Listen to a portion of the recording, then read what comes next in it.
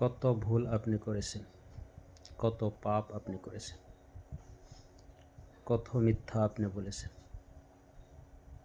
আপনি কি জানেন আমার আল্লাহর দয়া, আমার আল্লাহর রহমতের সীমা? আল্লাহ তাআলা বলেছে, লা তাকনাতু মির রাহমাতিল্লাহ, ঘাবড়ে যাও না, আমার রহমত থেকে ঘাবড়ে যাও না। আপনার পাপ যদি হয় খালের পানির সমান, আল্লাহর রহমত বিলের পানির সমান। আপনার পাপ যদি হয় সাগরের পানির সমান, আল্লাহর রহমত মহাসাগরের পানির সমান। আপনার পাপ যদি হয় পাহাড়ের সমান, আল্লাহর রহমত আকাশের সমান। আপনার পাপ যদি হয় আকাশের সমান, আল্লাহ তাআলার রহমত আরশে আজিমের সমান।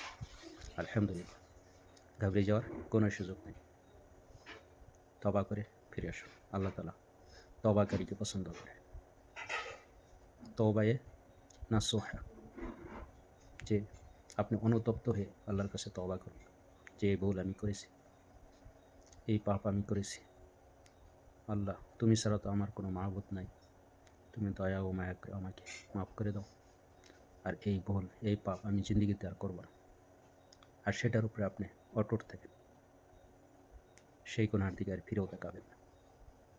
আল্লাহ তাআলা আপনি তওবা করা দেরি, আল্লাহ কবুল করতে দেরি হবে না।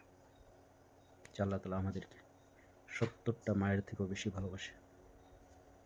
তাহলে হতাশ হওয়া যাবে না, ঘাবড়ে যাওয়া যাবে না, আল্লাহর রহমত থেকে নিরাশ হওয়া যাবে না।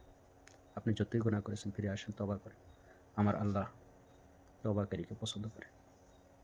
আসসালামু আলাইকুম।